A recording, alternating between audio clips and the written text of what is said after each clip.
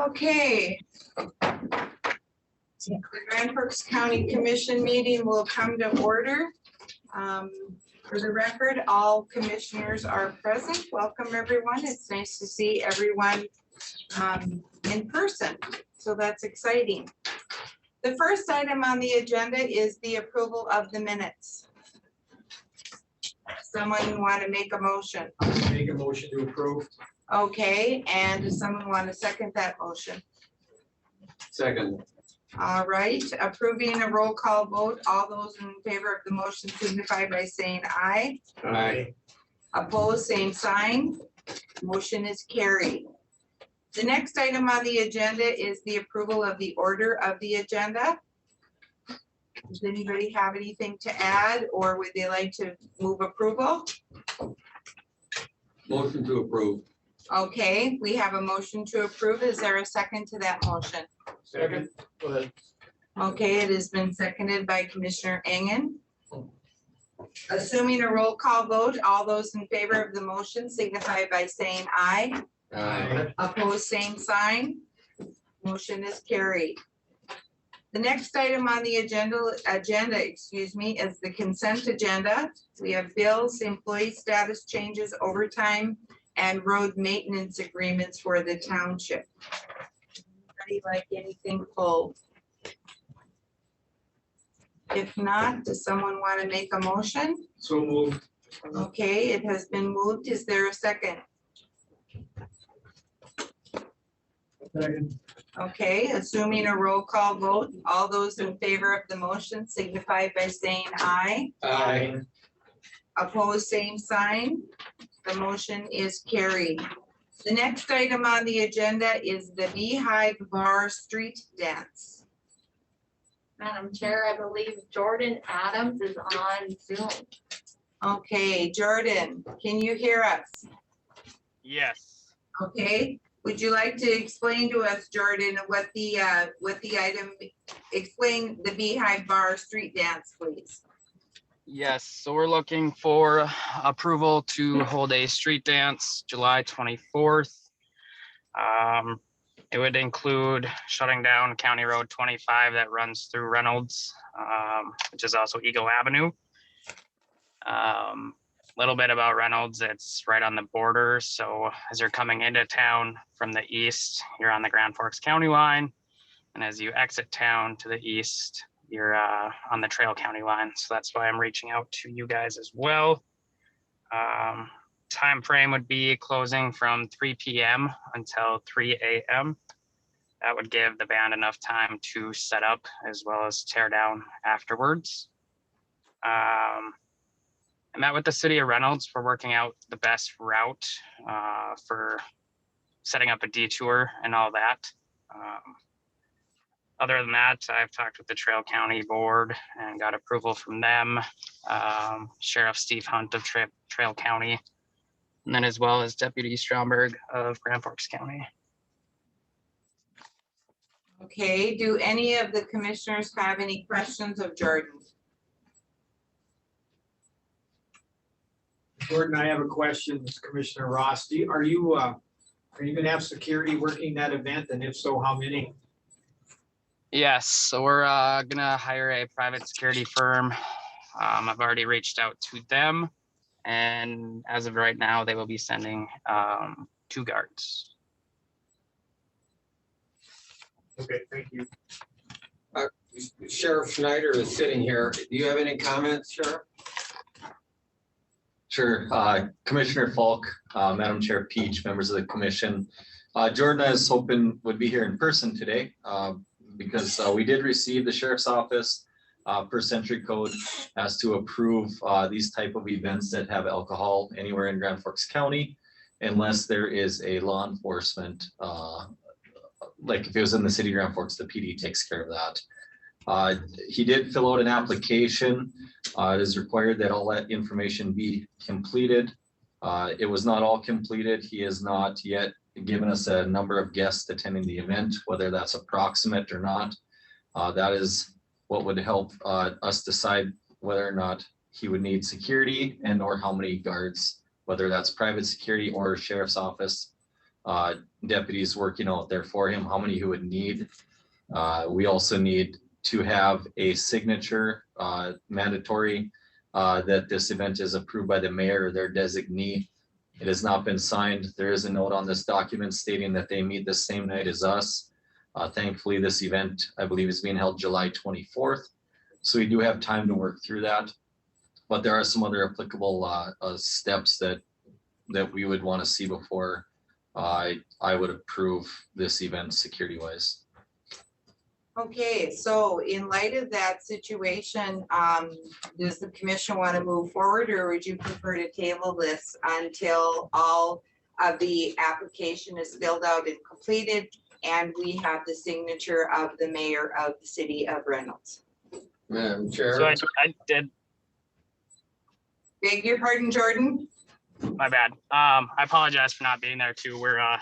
We farm, so I shut down the tractor just to jump in my pickup here quick. But the city of Reynolds did meet last night. I was off on the date by a day, and I did get approval from them. So I can get that. I don't know if it'd be easier to just get another form and get the mayor to sign that, or. And Madam then as Chair. far as like a number, a guesstimate, I mean, I can guesstimate, but this will be our first street dance we've held as new owners, so I didn't really have an idea of what to put there.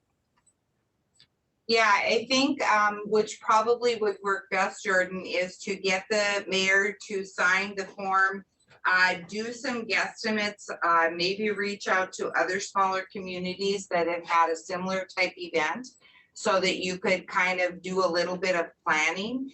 And then I would suggest that we're gonna table this and you bring it back to the commission, probably the second meeting in May. Sounds good. Okay, then we. Madam Chair, if I may. Yes, sir. Mr. Adams, I have no problem mailing this form back to you to finish the applicable boxes to complete it. Okay, that would be great. Okay, so we will table this situation, or we will table this particular item on the agenda, and it will be on the item again, Jordan, 2 weeks from today. Sounds good. Thank you guys all for your time. You're very welcome. Thank you, and good luck in farming. Thank you. Yep, take care. Okay, then we will move on to item number 6, which is public health, a COVID-19 update.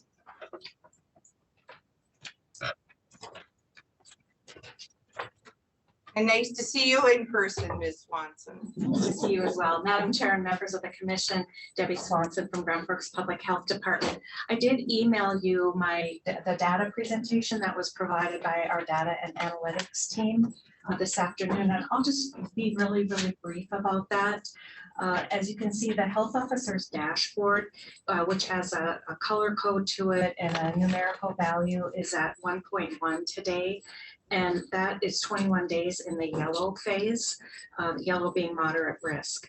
I do want to point out that the state health department is no longer providing that daily update that you had been receiving from me with the cases, which was kind of nice to look at because it gave the total cases, and now you have to do a bit of a calculation because our dashboard is new cases per 100,000, but today's cases were 12.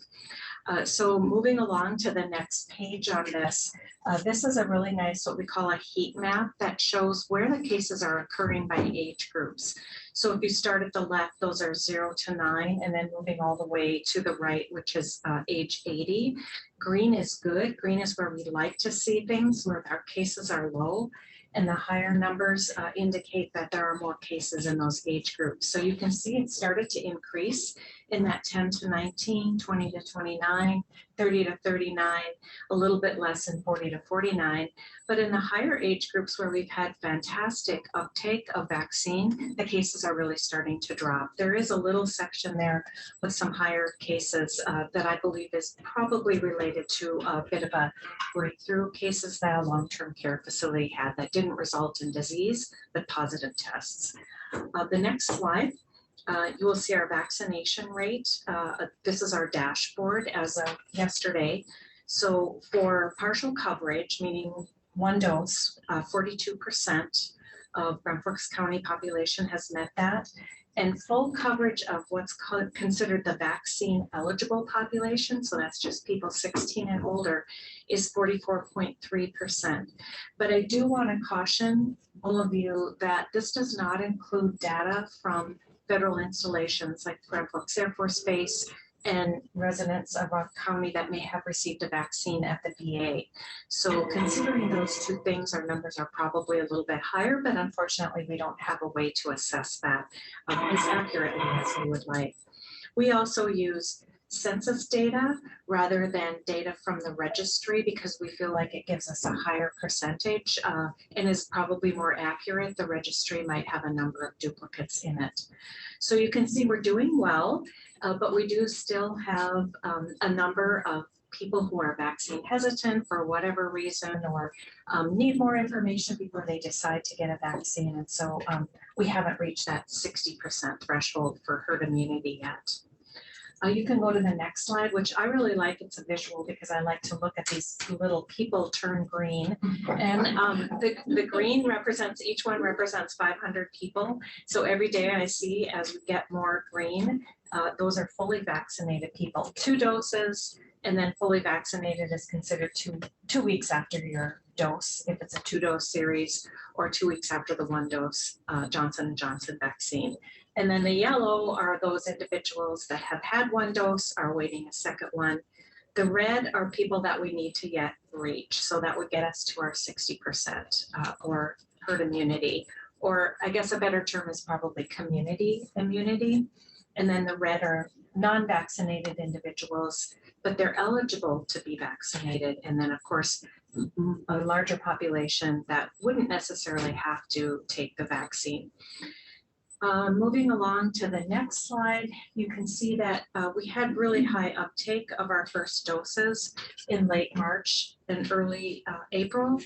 The number of people, 14-day average first doses was really high. That was in the midst of all of our community vaccination efforts.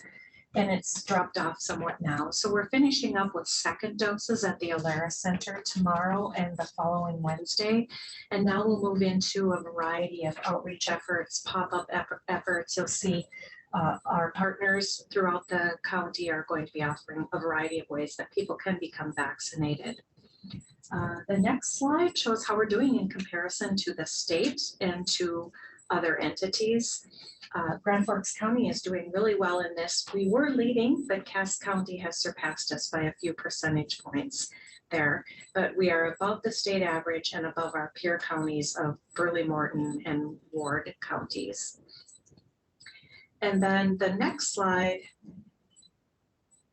my presentation wants to jump around here today, is the percent vaccinated 65 and older. This is where Grand Forks County really shines. We're at 90%.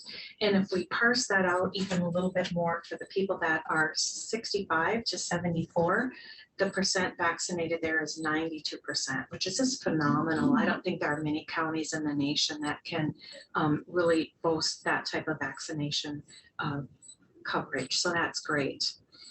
And then another slide shows the percent vaccinated that are ages 16 to 17. Now these individuals are eligible for the Pfizer vaccine. And so we've done some school-based clinics, and we've had a large number of parents that have brought their children into our community clinics to be vaccinated. And there you can see we lead our peer counties and lead the state rate as well. So the bottom line, as always, is what people are interested in. Our strengths are that we have really great coverage in that 65 and older with 1 dose, and then the increased uptake in those that are 16 to 17-year-old. I expect that to increase even more as Ultra moves into vaccinating within their primary care clinics. Spectra Health has been doing that all along, and then of course at Northwood Deaconess. Our increased or decrease of case incidents and hospitalizations over the past week is also a strength for us. And then our weaknesses are that we are starting to see those cases in the younger ages, as previously mentioned. We're showing significant vaccination or slowing of vaccination rates in both Grand Forks and Polk counties. And really this mirrors what's happening all over the nation within our state. opportunities then are, of course, to reach those 16 to 64. A lot of those are working adults, so workplace vaccination programs become really important, reaching leaders, business leaders, CEOs, people who have the opportunity to influence those working adults. And then also, of course, reaching those 16 and 17-year-olds. Our threats continue to be that the vaccine hesitancy is out there. We became aware of a particular group in our community that has formed a coalition with a public health name that is promoting vaccine dangers, and it's concerning to us. We're addressing it by promoting the accurate information about vaccinations. I don't know what the penetration of that group is, but I do know that they have been in the community distributing leaflets about dangers of vaccines. So we're trying to counter that with some positive messages. And then, of course, it's still a threat that school-age children are not eligible, but there's some good news on that front, and that Pfizer is planning to apply for emergency use authorization this week for children ages 12 to 15. So that would be 12 to 18 that we would have covered in the school-age population.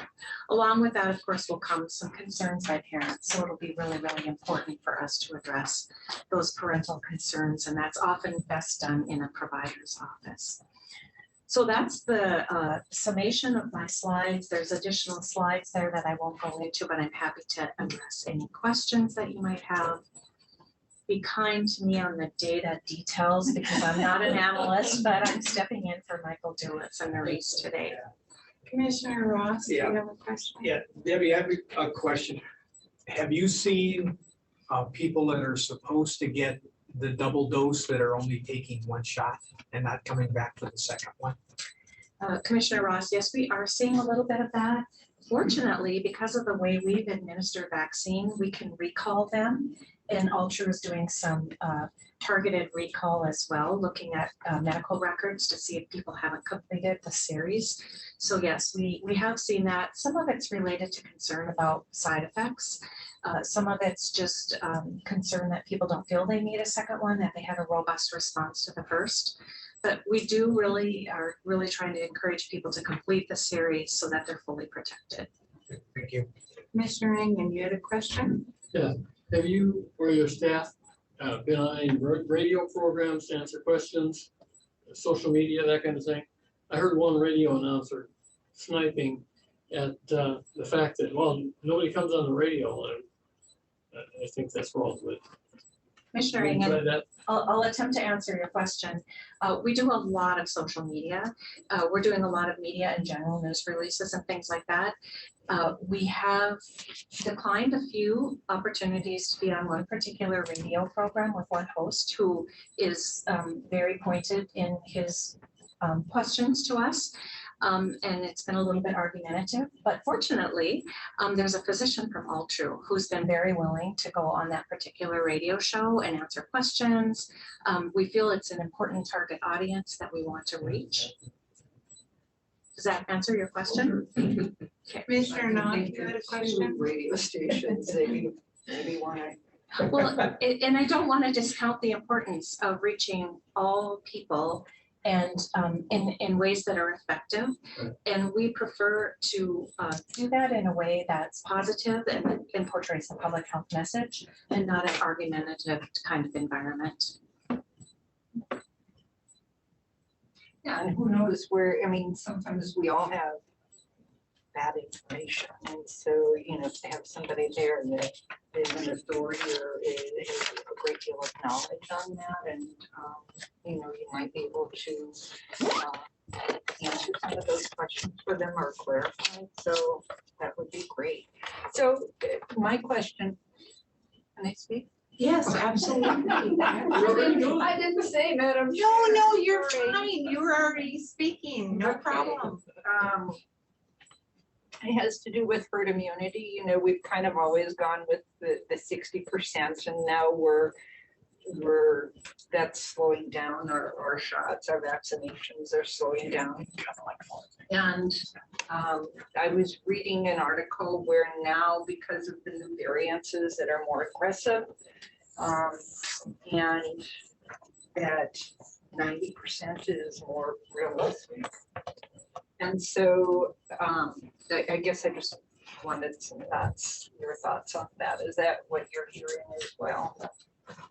Madam Chair, Commissioners, and Commissioner Knopf, yes, we are seeing the science start to change a little bit as a result of the variants, because we certainly don't want breakthrough infections because we now have a variant that's not covered by a vaccine. The more vaccinated our population is, the less opportunity variants can get a foothold and can spread. But what we've heard is that the newer variants can be more transmissible, as is evidenced in other countries. There's a great New York Times article yesterday that addresses this, and that we might not get to herd immunity, but we might get high levels of community immunity in certain places. Obviously, we need to protect everybody everywhere in order to really tamp this down. But COVID might become like seasonal flu, where it's always present, we're always vaccinating for it, and we're trying to get as many vulnerable people protected as possible. Dr. Fauci has said that he now believes that 80 to 90% is probably a more appropriate goal for vaccination to really make a difference. And then what are you hearing on boosters? Because a lot of people ask questions about the booster. When will we need those, or do we need those? And so any thoughts on that? Commissioner Knopf, I think that's still an unresolved question, but if I had a crystal ball, I would probably say that boosters are going to be a part of this, especially for the next few years as the virus continues to circulate. All right, thank you. Any other questions of commissioners? I guess the one question that I do have is obviously Pfizer and Moderna are the most popular ones, but now is Public Health offering Johnson & Johnson back into the community again, the one shot? Yes, Commissioner Peach, we are planning to use some Johnson & Johnson for people who prefer that. The pause has been lifted. It's now in use again. Many people prefer it because it's one dose. We feel that it's an appropriate vaccine to offer to certain populations that might not return for a second dose. And so we'll plan to use it in places like the correctional facility where there might be inmates who should receive it, but they may not continue to be there for a second dose, or people who might be in a homeless shelter, or teens who have a lot of anxiety. If it becomes available to them under the younger ages, they have anxiety about getting vaccines, it could be a really good option. We have ordered a number of doses to have available at one of our pop-up clinics so that if people prefer it, they can receive it. And currently Johnson & Johnson is just available to individuals 18 and up, correct? That's correct. Okay, all right. Any other questions of Ms. Swanson? Well, thank you very, very much. I did count the sick people. So according to what I see is what we need to turn green to get herd immunity in Grand Forks County would be about 12,500 people. If I counted the sticks right, and did my math right. And that coincides with one of the slides that you will see. There's about 12,000 people yet to reach. Well, let's hope, and I know that in response to Commissioner Knopf's comment, I kind of scanned various radio stations, and I have heard a lot of public service announcements being made available, whether they're done locally or regionally or nationwide. They're trying to cover the market as much as they possibly can. So that's a good thing. And I believe that as pop-up clinics maybe happen in workplaces, well, if she's going to get it, maybe I should get it, so sometimes it's maybe a pressure that's not a bad thing with individuals working in the same place of employment. So good luck to that. We're all, I think, in full support of seeing more individuals getting the vaccine and try to get to herd immunity, or at least community concerns, so that we don't end up having more people ending up in the hospital or dealing with COVID as variants get stronger. Thank you. Thank you. Oh, Commissioner. Well, and you brought that up. I still see once in a while, unfortunately, it's gone down dramatically, that the death rate, but every once in a while it'll pop up. The other day, 5 deaths or whatever, and they were 50 to 80 some years old. But to me, and I don't have any data on it, but those are probably people that haven't gotten the vaccine because we haven't seen where people with vaccine have been dying in the state. Is that a fair assumption right now? That's a true statement, yes. So if they would have got the vaccine, they'd probably still be here today. Very sad. Thank you. Yes. Thank you very, very much. Madam Chair, I have one more agenda item. Yes, absolutely. It's up on the screen, and this is the memo that I sent with the agenda with a request to extend our funding for our jail nurse position. We are so excited that we have hired a jail nurse. His name is Logan Keitzman, and he will be beginning at the end of this month. And we are just delighted that he's going to be helping with COVID-related responsibilities, giving some relief to our staff out there, learning the processes of providing healthcare in the correctional environment. And so my request of you is to allow us to spend the money that you allocated for that position for one full calendar year, which was our original plan, but we had difficulty filling the position until now. So that is my request of the commission for you to approve that as whatever your processes would be.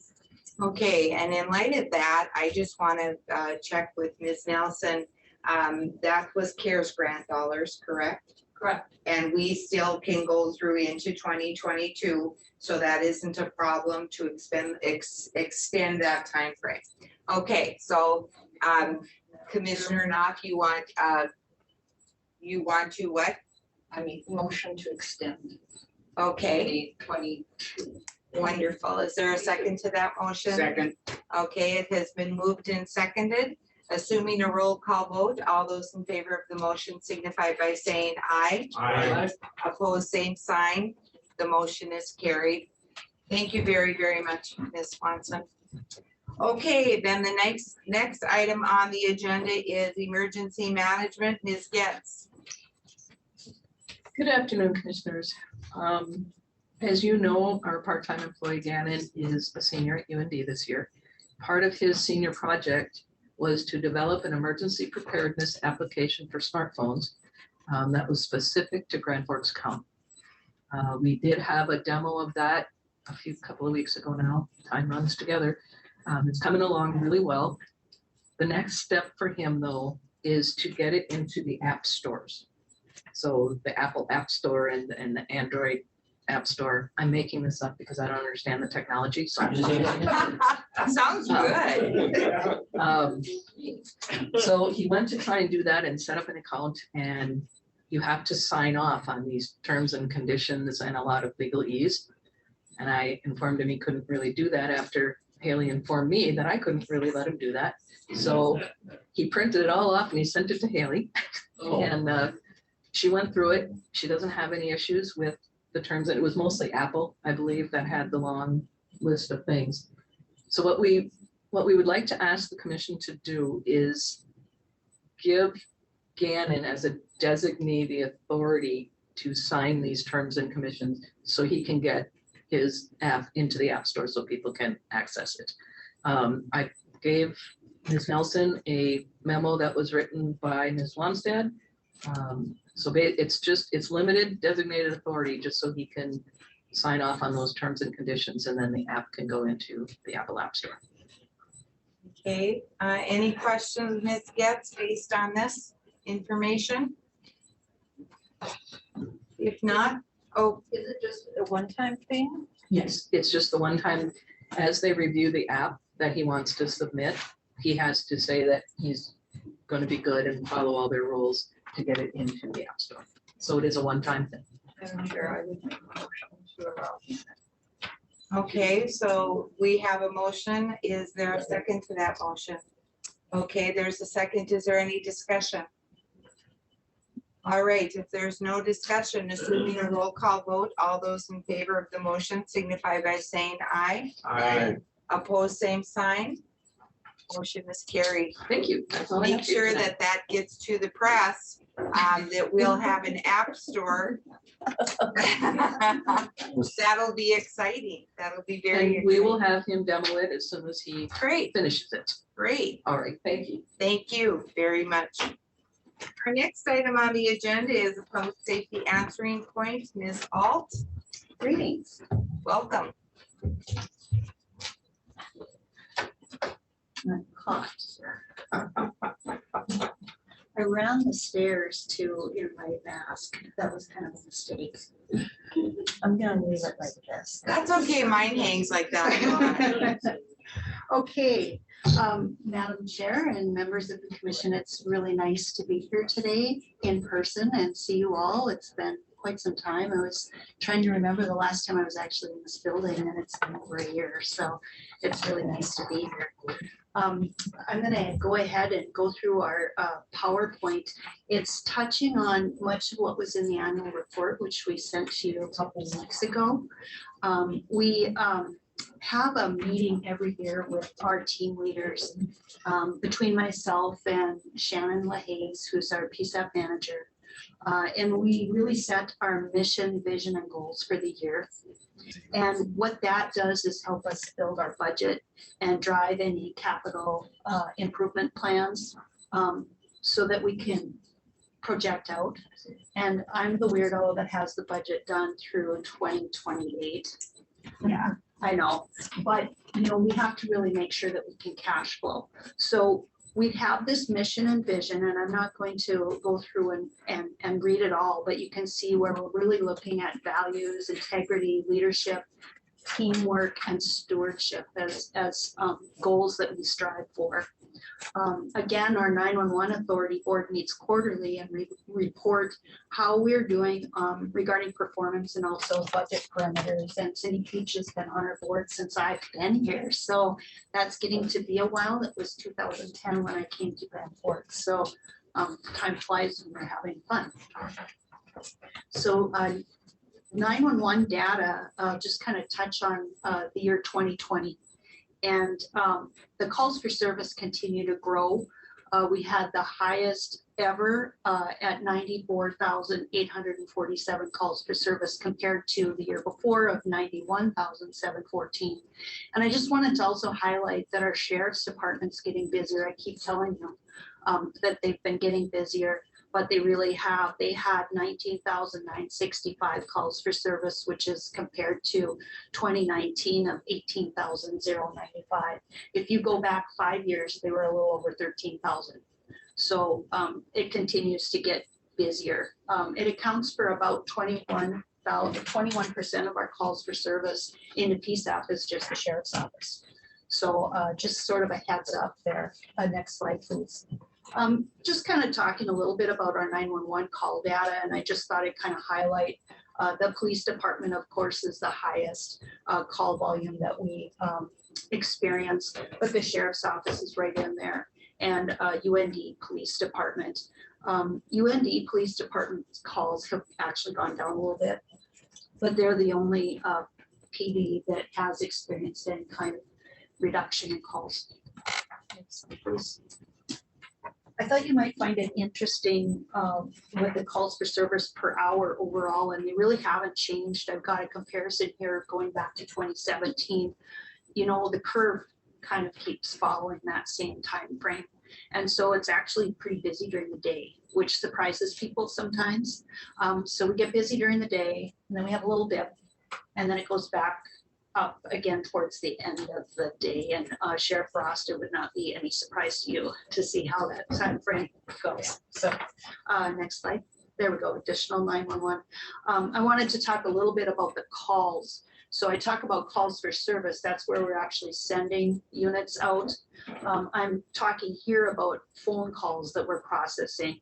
And what we're finding is that we're processing actually less phone calls than we did in 2017, but our calls for service are going up. What we're thinking is, we continue to find ways to leverage technology to improve efficiencies. We put in a computer-aided dispatch system in 2017, and a lot of our calls were actually coming from responders in the field that were clarifying information. So you can kind of see how those calls have gone down. 2017, we processed over 119,000 calls, and in 2020 it was 102,000 calls. So I just thought that was interesting data too. Again, highest call volume is daytime, which is kind of a surprise to many. But that's our actual phone calls. When you're looking at staffing levels, we look at where are we the busiest so that we have the right number of people on to take care of business. Slide, whoops. We have call answering performance standards. We require 90% of our 911 calls to be answered within 10 seconds. And this is similar to those that are established by the National Emergency Number Association, or NENA. And historically, Grand Forks PSAPs exceeded that goal every year. And we continue to meet this performance standard. We also add in the non-emergency lines as we start to look at how we're performing. So answering both 911 and non-emergency lines, we're answering them in under 10 seconds. So I'm pleased to see that. Average call duration, I thought that is interesting. It's gone up some. Not only is our call volume and answer time important regarding staffing and service, but the average call duration per phone call also plays a really important part. As seen in the chart, the pattern in this area is consistent with the previous year. However, we are finding that the amount of time that we're spending on the phone has increased due to the nature of the calls that we're taking. We've also made some changes in how we process calls. We have split out dispatchers and call takers because we're getting busier. And generally that happens when you grow. As you get bigger, larger centers generally split that out. And we began that a couple of years ago. Next slide, please. There we go. So I'll talk a little bit about that split call taker and dispatcher duties. We're finding that before we split them, we could miss some radio traffic. And so that was the biggest reason that we split those duties. But what we're really finding is it provides much better service to the customer that calls in. It's really, and after we updated our CAD system in 2017, that enabled us to do this. If we wouldn't have updated that CAD system, we wouldn't have been able to do this. So I think technology, again, I kind of pound on it, but it is really important to continue to move forward and improve. Next slide, please. Wanted to talk a little bit about Siren, we call it, and that's our statewide interoperable radio network. You've been hearing about it for a long time. In fact, Commissioner Ross, it was a project that started when you were still sheriff. So it's one of the items that I've been working on since I started. And so it's really cool to see that we're really close to fruition.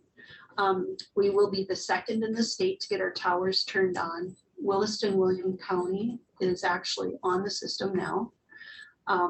We will be drive testing our system next week, May 10th. So that's pretty cool. The east side of the county will be turned up in the beginning of May. The west side of the county will be by the end of the year. Really, this is going to depend upon the weather too, because they don't climb towers once the snow flies, kind of, you know. So that's the goal. We're thinking third or fourth quarter of 21. And then I wanted to demonstrate what's called, we call it a scene of action channel on the 800 megahertz system. And I brought a radio. And so I'm a little geeky, y'all know that.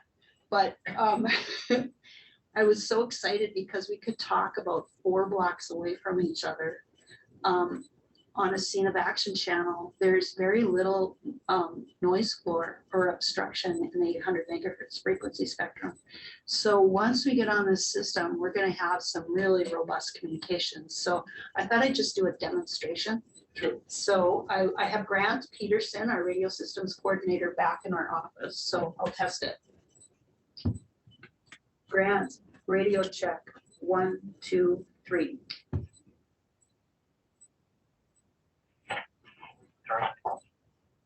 Okay, you can kind of hear it a little bit scratchy, but what's neat about that, and you would understand this, Commissioner Ross, is it's almost unheard of to have that kind of communications unless you're seeing each other in the field.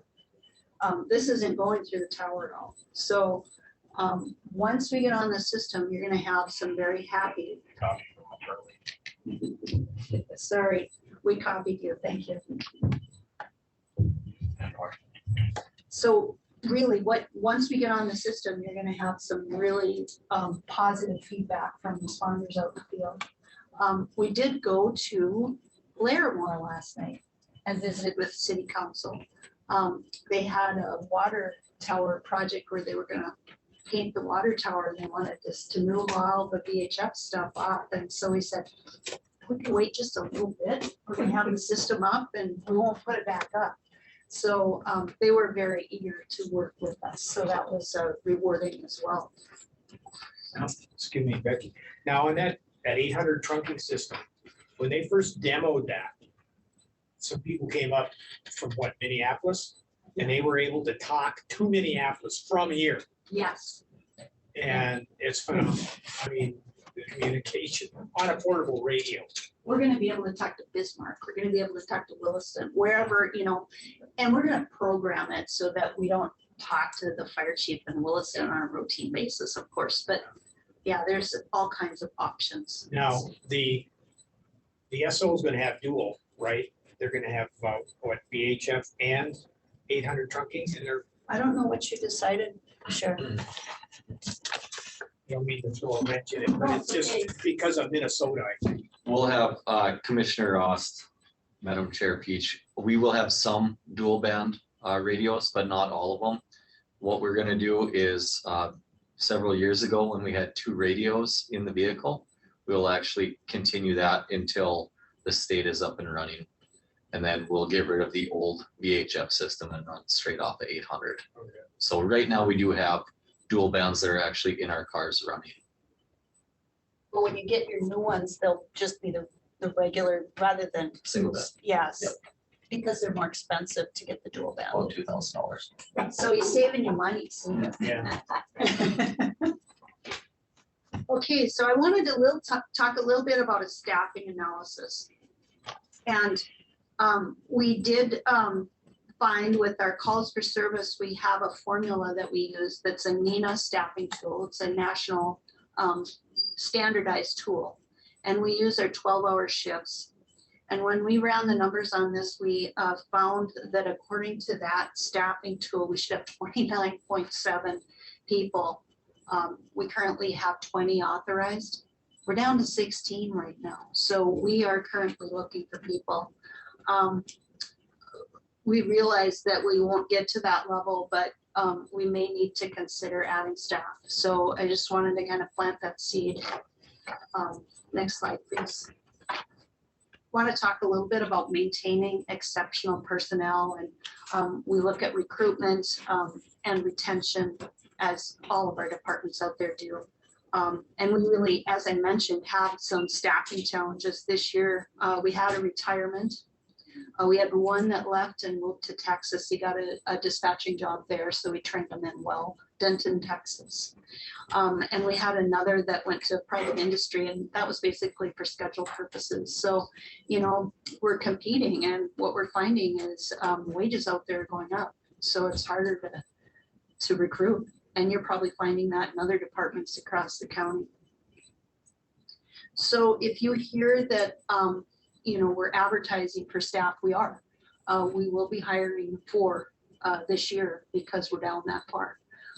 So I just wanted you to be aware of kind of what's going on. We have contracted former dispatchers to help fill the gaps. Pat is still with there. us, and she is a gem. So She is. we've got some really great retired folks that have come back and are helping us out. Next slide, please. Budget performance. I just wanted to also touch on this because we're all thinking about budget. It's that time of year. And despite the pandemic, we maintained our revenues and expenditures. Again, just a reminder, we have 2 accounts. We have the operational account, which is the joint powers agreement account. That's basically covers staffing needs. And then we have the infrastructure account, which is our 911 fee revenue account. A heads up for 2022, your cost share will be going up as your calls for service are going up. So it will be going to 20.17%. That's up from last year's 19.09%. And again, this is based upon a 5-year calls for average, or calls for service over 5-year timeframe. I do anticipate that you'll reach about 21% in the next couple of years. It's just the trend. And so I think after that, it should stay fairly steady because we're seeing an increase with all of, everybody. Want to talk a little bit about preparedness. I'm not sure if you get that. We have utilized FEMA and CARES funding to upgrade our communications in the EOC. And this serves as a backup PSAP. So I think it's really important that you know that we were able to add consoles. So we have a full backup PSAP that we used we call it a clean PSAP when we had people that had been exposed to COVID. So I guess there was a win there in that the communications in the EOC was lacking. And now it's really quite robust. So wherever the EOC may go in the future, we'll just follow and keep that communication as robust as And possible. you still have eight workstations? Upstairs in dispatch, we have 6 fully functional and we have 8 now. Yeah, Yeah, that's right. yeah. And then we have 2 downstairs. Okay. So in all, and I can spin up another 2 downstairs, just bring them from upstairs and bring them down. So we can have 4 full downstairs in the EOC. So with that, that's what I have for you today. And I stand ready to answer any questions you may have. Any questions of the commission? Well, thank you so much for your sharing this information. As a board member for 911, I do want to say Becky does an exceptional job in finding different resources that we can utilize, whether it be grant funds. She does a really good job with budgeting and tries to use cash carry forward, things like that, to make it as cost friendly as possible. And obviously, as the number of calls go up, it's going to be nice to have that enhanced 800 megahertz technology that's going to be phenomenal out in the field for various fire departments to be talking to each other, police departments. It will be wonderful. And so it's very exciting to see that come to fruition. I thank you very much for coming and sharing that information with us. Thank you. Thank you so much. Just want to say it was a great report. Appreciate it. I went through that last night. And so it was very interesting and informational. And we just want to thank you guys for all that you do. I mean, you've had a rough year as well. So Thank you. yes, but It's been a memorable year. We'll put it that way. And you can't hire anybody. And Becky and I and the board have talked about that, about how difficult it is. You go through a very difficult situation in what's going on in the community, and you don't just turn it off. And this group of dispatchers, they have to be very diligent in don't let your personality or don't let it get personal. You got to stick with it, and you got to make sure that you're communicating with the ambulance service, the law enforcement, the fire departments. There may be a loss of life, but you got to keep going, because it doesn't just end and you can't fall apart. You got to hold it together. And that becomes a huge situation in finding staff for the dispatchers. So we're very fortunate that we have retained the dispatchers that we have, and that those that have retired have been willing to come back and to help out while we're in the process of trying to find new staff. Well, thank you again very much. And it's good to see you in person. Okay, the next item on our agenda is the county engineer, Mr. West. Good afternoon. Good afternoon, Chairman Peach, members of the board. I have one little tidbit information and one formal request. We'll do the tidbit first, but I did have a conversation with Representative Armstrong today. That was kind of neat. It's like, 7 minutes long, but he did tell me that their office is not going to submit any projects for earmarked projects. And his reasoning is that North Dakota, or Representative Armstrong, or each representative is gonna get the same amount of money for their state, regardless if they submit earmarked projects or not. So the state of North Dakota is still gonna get the same amount of money. He has a choice to submit specific projects. He would rather not. He'd rather it funnel through the DOT and go through a process that way. But he didn't know the mechanisms that they were gonna use to disperse this money in the future. That's yet to be determined. So the applications for Mayorfield Bridge or Intercity Bridge or North 42nd Street, or interchange on 47th will not be specifically considered for a project through that. But and which was equivalent to Representative Fishbach as well. I was told she is doing the same thing on the Minnesota side too. Any questions with that? Any questions of the commission? Okay, thank you. My one formal request to the board is maybe a repeat subject. We've talked about this issue a couple of times, but I'm going to ask for a decision to be made on it one way or another for a few reasons, particularly budget reasons. So if there is a decision made, we can budget for it here in the near future. But the bridge that leads up to the Witt residence that was considered for the buyout, I am asking the board that we use county funds to cost share in the remaining funds to make that project whole for the buyout. The Witt family has indicated if they don't get market value, they're just going to put it on the market and sell it. And to me, that is not in the best interest of the county. If we could eliminate the residents, we could eliminate the bridge, and that would save us a lot of money in the long run. The project is eligible for the buyout programs. It is in the 100-year floodplain, which would be submitted for a BRIC application in the future. One little tidbit I'll just mention is after last meeting, we talked about it. Department of Emergency Services, Todd George called me and said, well, with the unique situation with the bridge, we could consider a hazard mitigation grant, which is 85% coverage. They think they'll have enough money.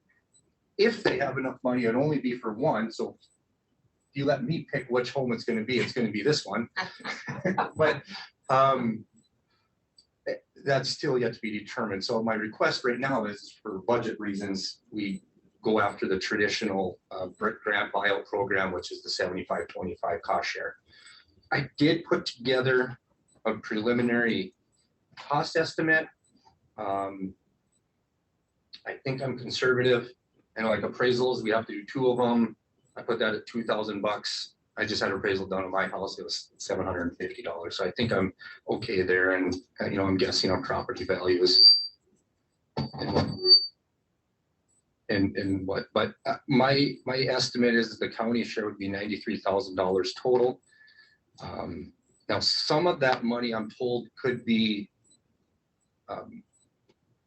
the work we do. So if we participate in the demolition of the home, and our forces, like our wages for our guys and our cost to do that, that could be part of a county participation in that. So potentially the out-of-pocket dollars could be less, but that my estimate is 93,000. I think, just ballparking numbers, we'd probably save about $500,000 without having to put in a new bridge. So to me, in savings, I think this is a very good deal. I do have, I apologize, it didn't get submitted. I do have, I guess, a text message from Turtle River Township and an email from Ferry Township that they support the removal of the house and the bridge. The adjacent farmer, he's actually on our county water resource district. I just talked to him this morning. He's in favor of it. I don't see from an access issue, an issue with that. As far as the timeline, my thought is when the money would be available, we would demolish the house. We would take the ring dikes down that are around the house. We'd reestablish the grass. We would let the bridge sit for a year or two if there's any maintenance of the yard. mowing of noxious weeds, things like that. Once the property is reestablished back to, productive, healthy grass, then we would demolish the bridge. In that interim time, we would just barricade it off so no way could go across it, is my thought. But I don't want to take that bridge out until we are absolutely positive that that land is okay, because once it's gone, it's gonna be difficult to get to. So, and the county would own it.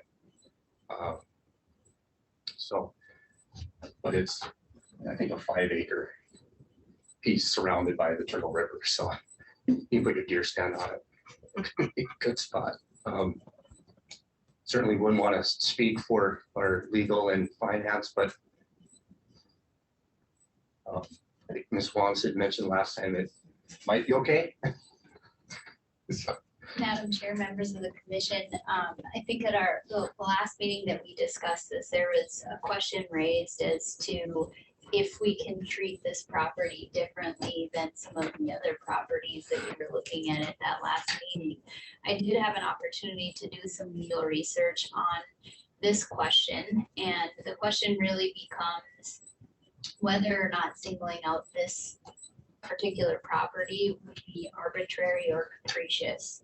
And my research is that so long as it's a product of a rational mental process, which is for the purpose of achieving a reasoned and reasonable interpretation, we can treat this property different. And so I think if there is a motion by the board, I think just a recitation of the cost savings to the county and the maintenance of this bridge that's different from the other subject properties that we were looking at would meet that standard, so that it isn't that we're just acting arbitrarily in treating this property different than the others. Okay. Ms. Nelson, did you want to cover the costs, which would be approximately 93,000 if it was 75/25? Yeah, Madam Chair, members of the commission, we could take that from cash carry forward, and I just ask that if you do make a motion, that you would also include the budget amendment that would go along. Okay. Are there any questions of commissioners? Ms. Knopf? My only question is, do we have a formal estimate or value on his properties, or are we still going by what he claims it's worth? Commissioner Knopf, we do not have a formal appraisal yet. That would need to be ordered. That 320 is an estimate by myself. I believe the property is currently, the tax roll is at, I think, 267. That sounds pretty close. I think 267. I know he's done some pretty major remodeling in there. You can see it from the outside anyway. He says the inside's all updated, and I'm guessing that this is what it's worth. Just by uneducated appraisal, market value. So. Well, that's my question. How, he says, well, I want full value for my property. Well, you get two appraisals and split it in and average them, or you take the higher or the lower appraisal? And should we make a decision until we know what that is? I mean, I do agree that it costs a lot of money to fix the bridge, so, but we also have to tear up the bridge. So we got maybe 93, and then over the next few years, a whole bunch of money to get the bridge done. And so I guess I would be grudgingly willing to go along, although I do think the river was there before he bought the place. Yes. Commissioner Engen, we wouldn't know what the value of the home is until we do an appraisal. The VIO program would require two appraisals and then average them, is what I'm doing. Average, okay. Yep, that's what they would cost share in. And does FEMA go along with that? That number then? That's what I'm understanding. Yep. Does he have an appraisal? The landowner, does he have an appraisal? No, he does not. So that would need to be done, and somebody would need to pay for that before we know what it is. Commissioner Polk? How long before we'd be able to find out something about the hazard mitigation fund that you were talking about? The 85%, just because I know the arbitrary and capricious over here. This would be much cleaner. We don't have to argue about what's arbitrary and capricious, but Todd George told me he's thinking summer, fall of this year, he would know. okay. Ms. Gibbs, do you have any, would you like to make a comment? Just a couple things. You're right, if we go with the hazard mitigation program, those are turn back dollars.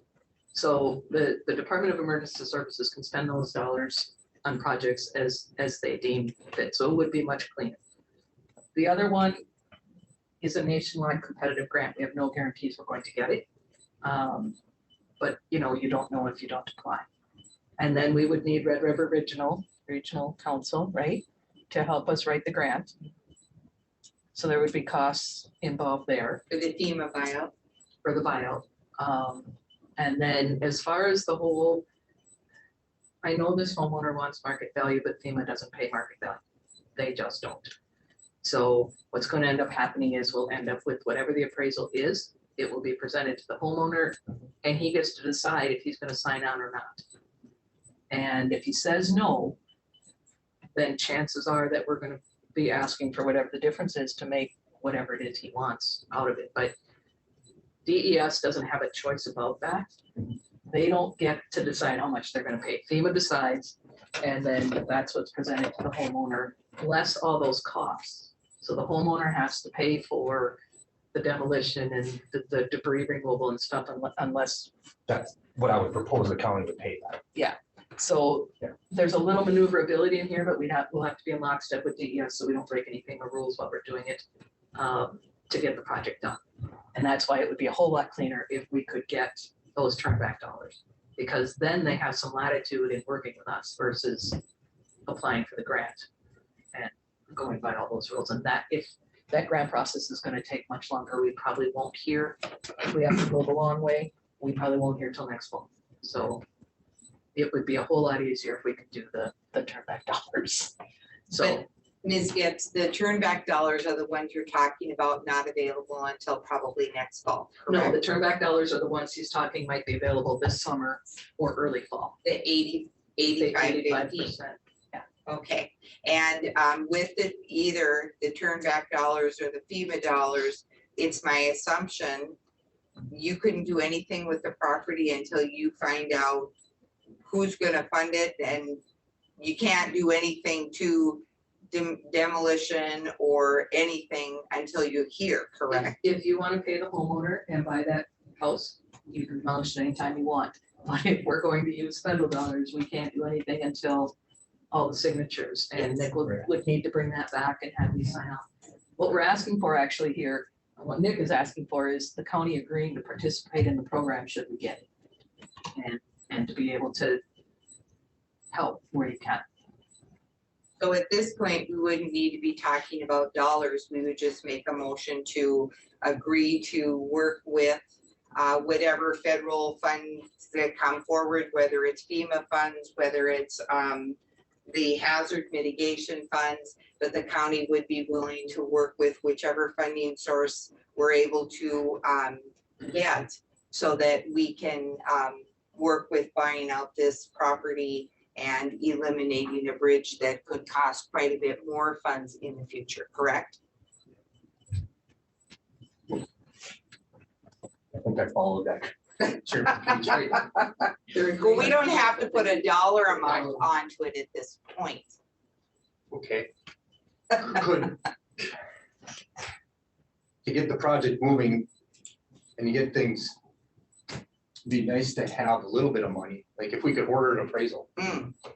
If we could cover some of the admin legal costs, which would be Red River Regional Council or in, I'm estimating the 25% at 93,000. It could be more, it could be less. You know, I'm doing my best guesstimate, but if it's going to be in that range, somewhere in there.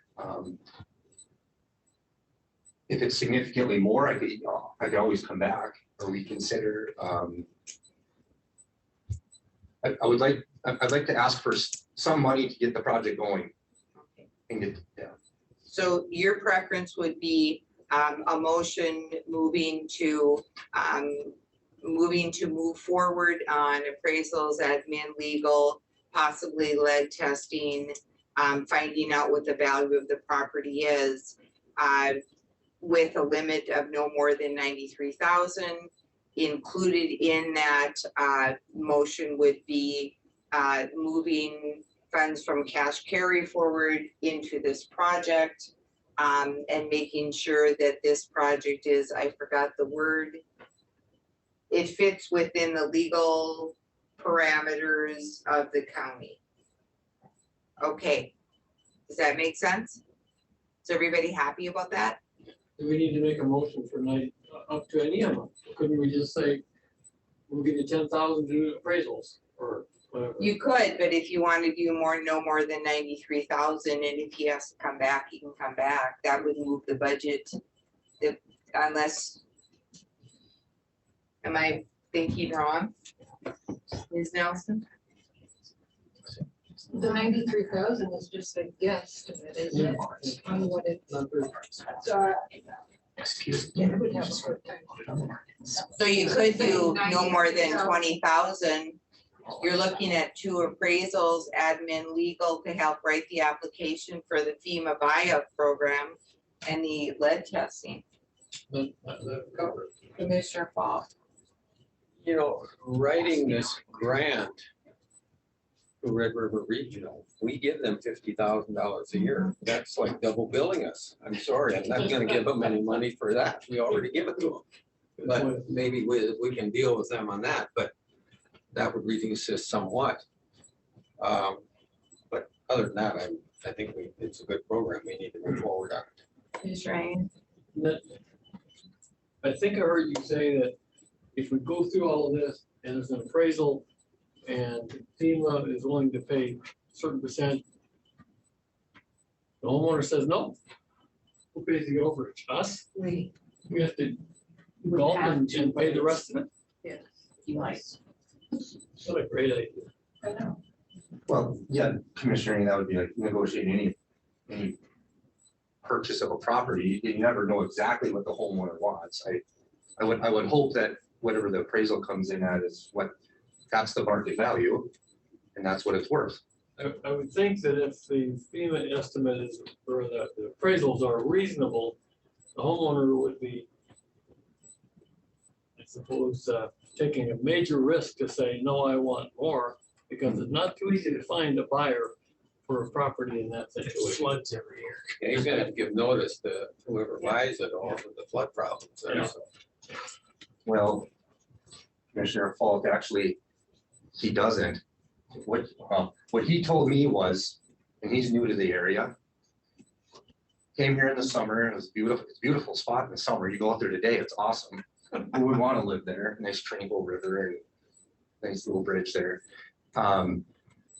Nobody told him it flooded, had no idea. He's not from here, not familiar with the area. And it's correct, the house itself does not flood because it's got a ring dike around it. He had no clue that it takes 2 boats to get there when the water does come. And what he told me was, he doesn't want to sell it to another person that's unsuspecting and has no idea this is coming, because that's what would likely happen. He would much rather sell it for the same price to the county and nobody has to deal with it. And he's willing to, he wanted to sell it last year. I talked him out of it. He calls me every few months and, hey, where we're at. And I said, just hold tight, I'm working on it. He'd rather sell it to us and then nobody else's problem in the future. So. Okay, so what are the wishes of the commission? We know that the appraisal has to move forward, probably doing some testing. Admin legal can be a discussion at a later time. Just ask for a rate appraisal now. You And need see 2. where we're at, or 2 appraisals and see where we're at.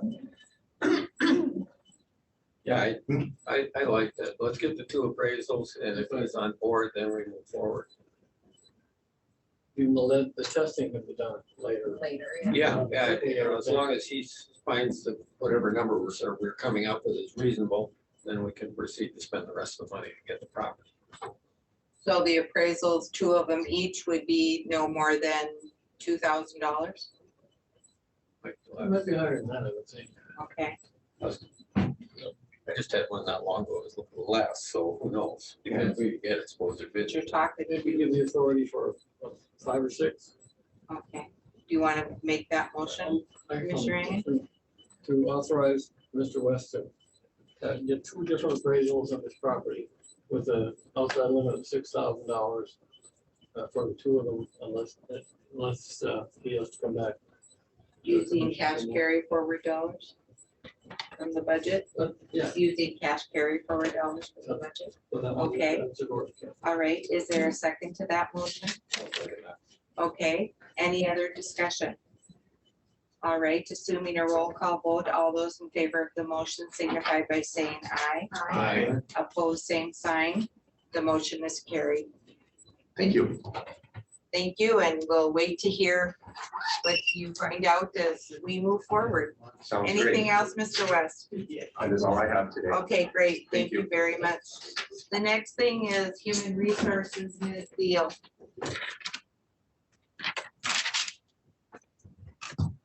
Madam Chair and Commissioners, thanks for having me up here today. I have a fabulous topic from the federal government, which is called the American Rescue Plan Act. They also call it ARPA for short. It was signed into law on March 11th, 2021. And there's a couple of key pieces under that I want to, part of it's to bring to your attention, and then I have an ask at the end. So the first piece of it is under ARPA, the federal government has put into place where if you have an employee who is terminated involuntarily, or their hours are reduced involuntarily, and it is not due to gross misconduct, that the employer would be required to pay COBRA payments for continuation of medical benefits.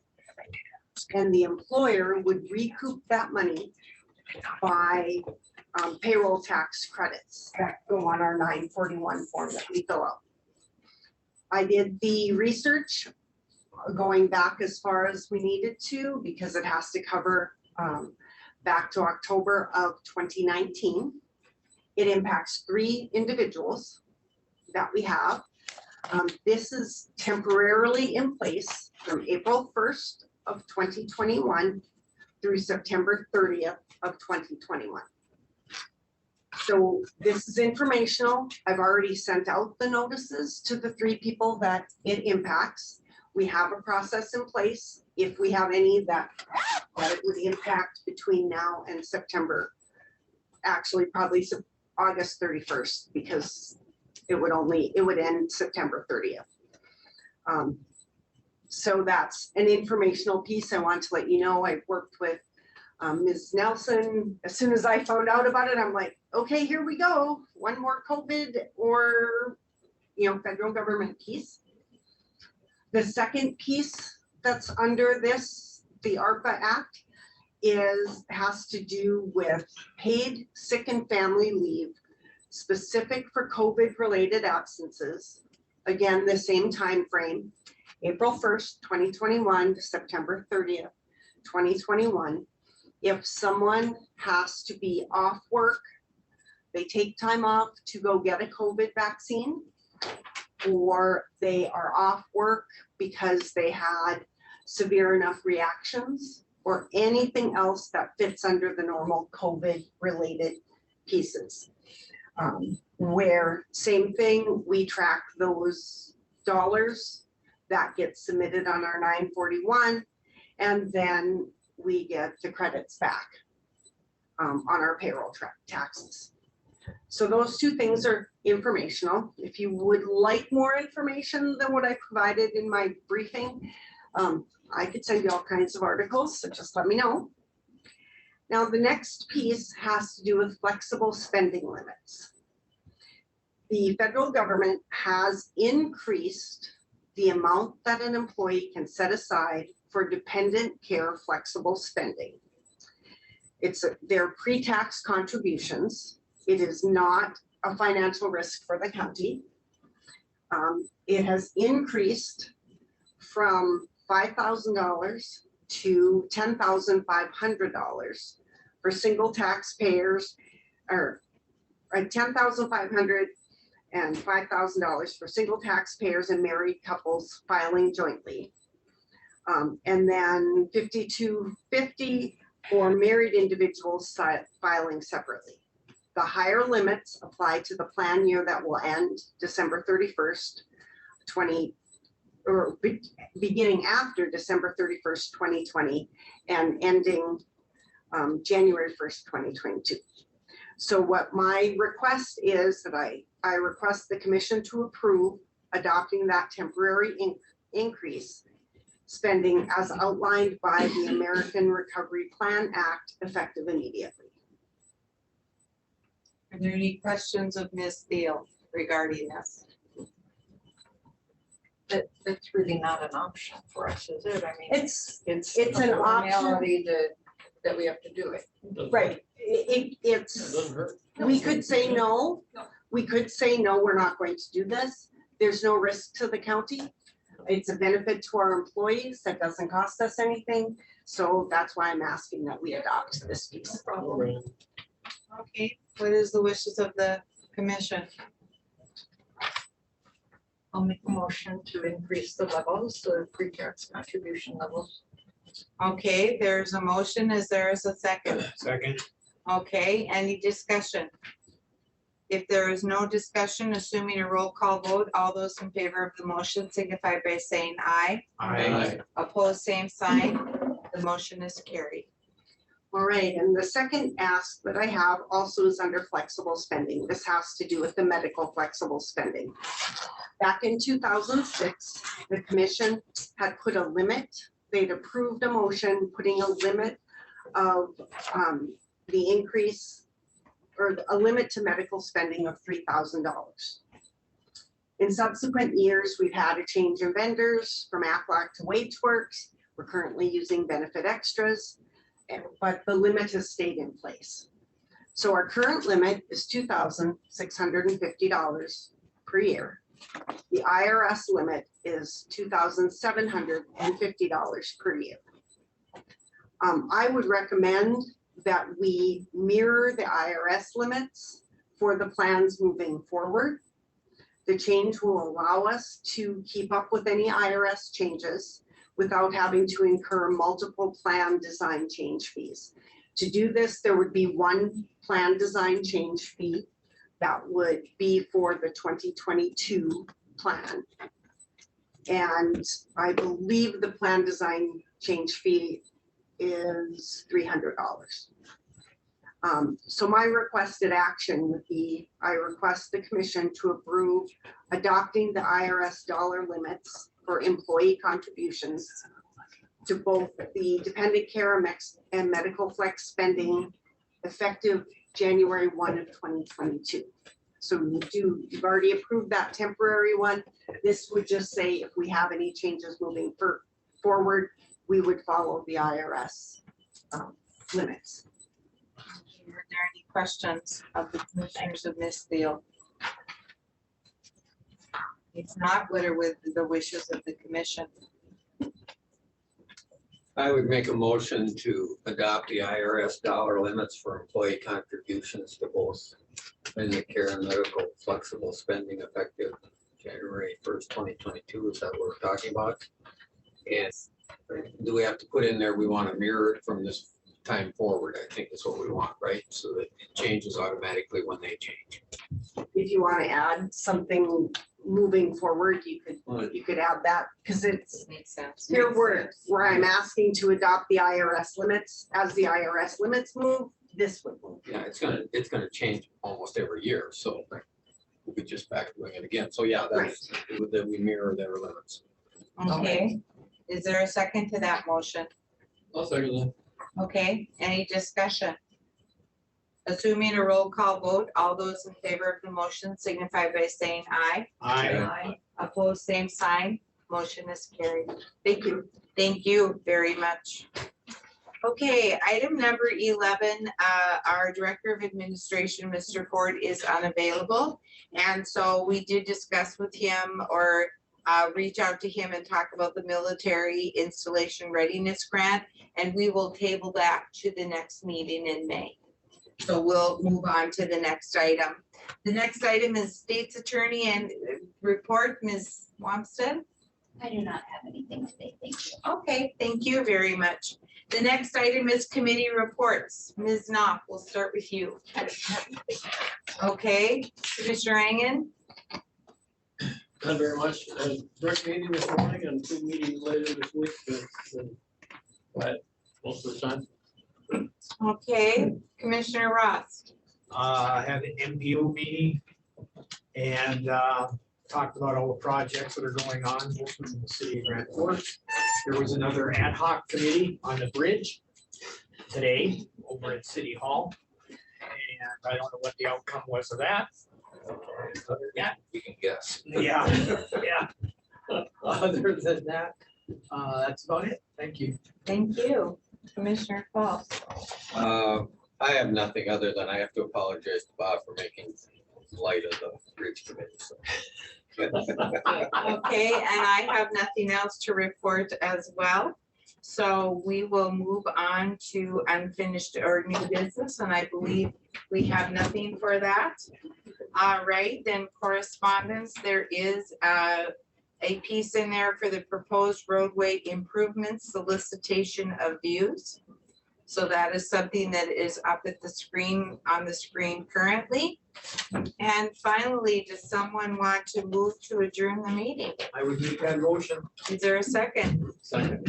Doing a roll call vote, all those in favor of the motion, signify by saying aye. Aye. Opposed, same sign. Meeting has been adjourned. Thank you all very much for your participation and attendance.